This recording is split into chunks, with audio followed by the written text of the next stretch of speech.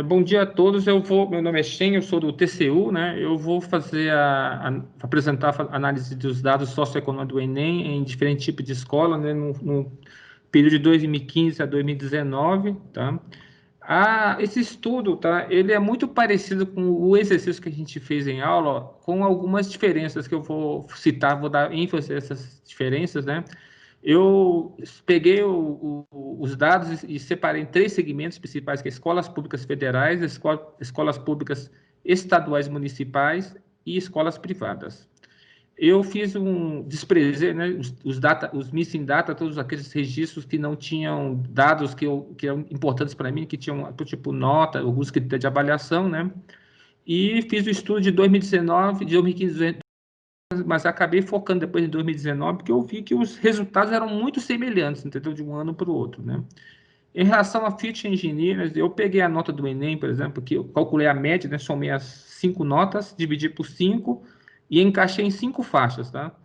Baseado mais ou menos nas notas que o SISU usa, né? Então, por exemplo, então eu classifiquei em aqueles que seriam reprovados, os que passariam em cursos de humanas, em cursos de exatas e em curso de direito, engenharia e medicina, tá?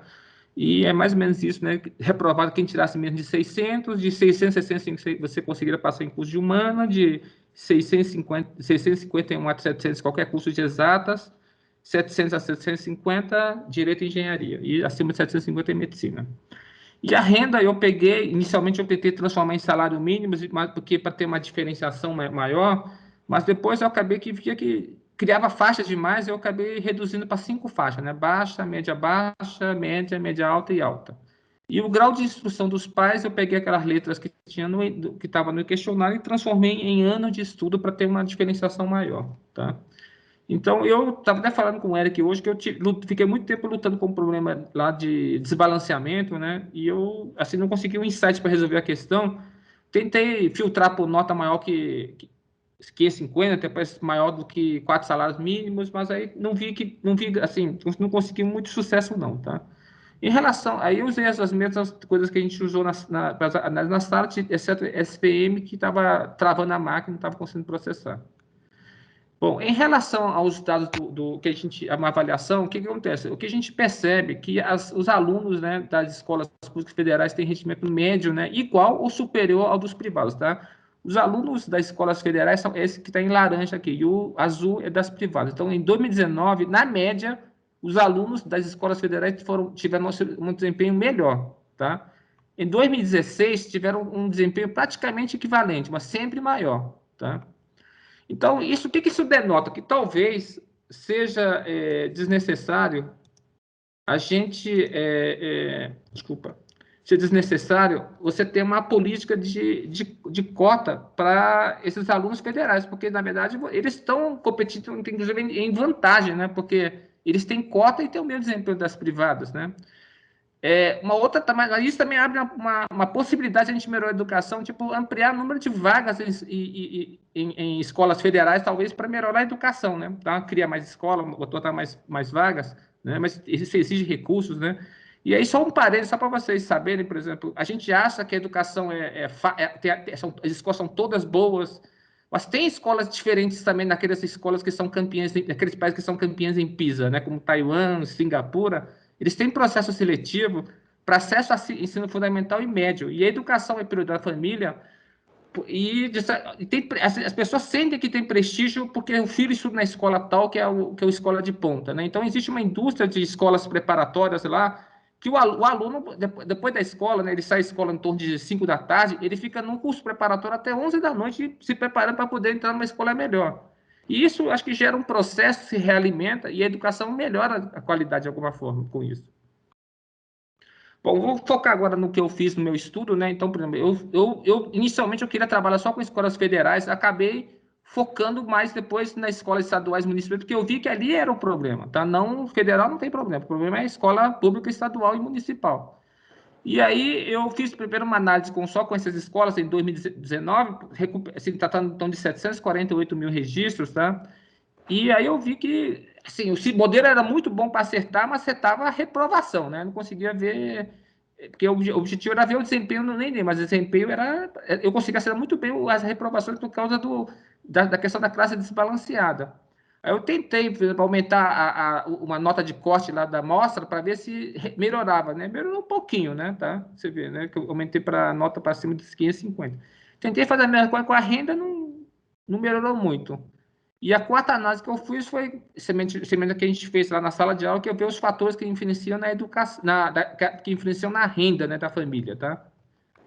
Então, o que é outra coisa que a gente descobriu? Que a educação dos pais ela é muito importante para o desempenho do Enem, né? Só que isso também mostra um outro problema, que é um ciclo vicioso, ou seja, você tem os pais com baixo nível de instrução levam a baixo desempenho no Enem, e aí as próximas gerações vão ter o mesmo problema. Então, isso mostra que uma dificuldade de ascensão social devido à ineficácia do nosso sistema educacional.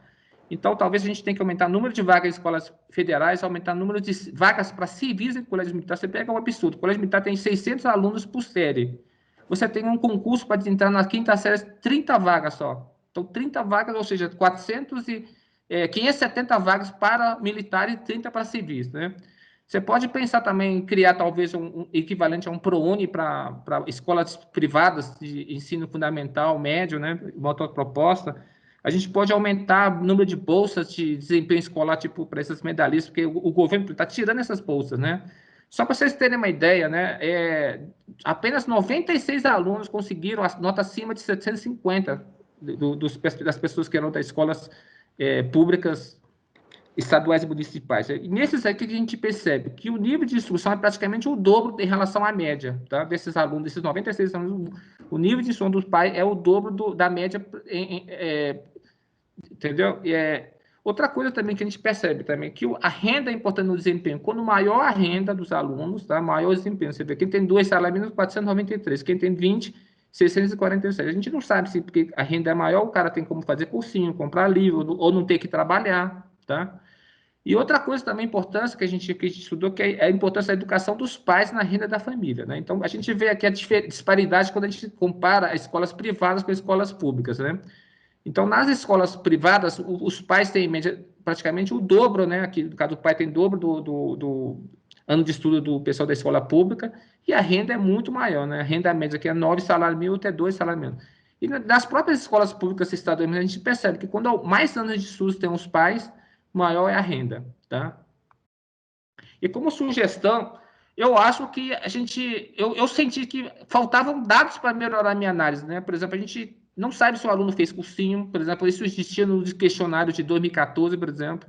A gente não sabe as horas diárias de estudo, as horas de estudo extra-classe que esse aluno teve, se a escola é de tempo integral e parcial, se o aluno trabalha, porque isso diminui o tempo que ele tem disponível para estudar, se ele tinha sempre professores de matéria crítica, tipo matemática, física, química, a gente sabe que falta professor nas escolas públicas para essas matérias, se o aluno tinha todos os recursos para estudar, se tinha livro, plantão de dúvida, transforma merenda. Então, tipo assim, a gente tem que, é importante, eu queria ter outras informações para responder se falta estrutura, se faltam horas de estudo, se faltam professores ou se a educação é prioridade.